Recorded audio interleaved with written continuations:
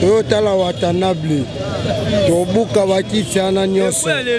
ekanje yebi mati libanda batu botala mama ne venema mwana nkoya nkoyi yango mwana nkoya nkoyi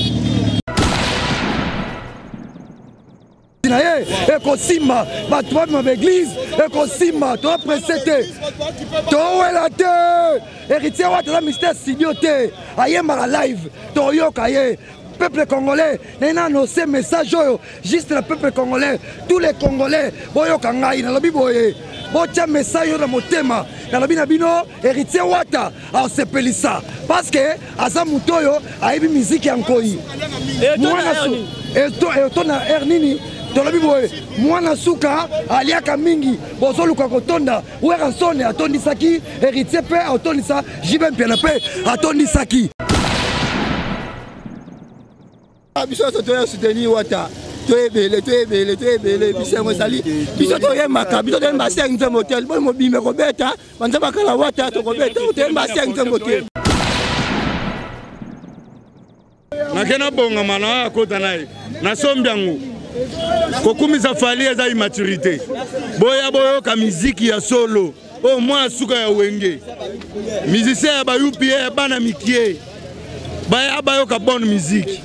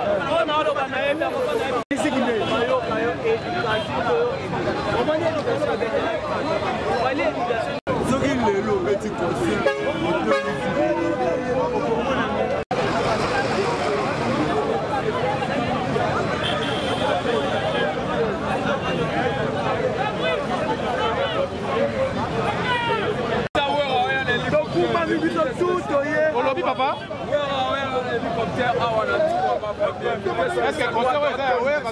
il y a Watanabe invité spécial. Mais jusque-là, quel père, quel fils. Voilà Souka Wenge, c'est Watanabe, la pouga Totorina et Tembe. Ils ont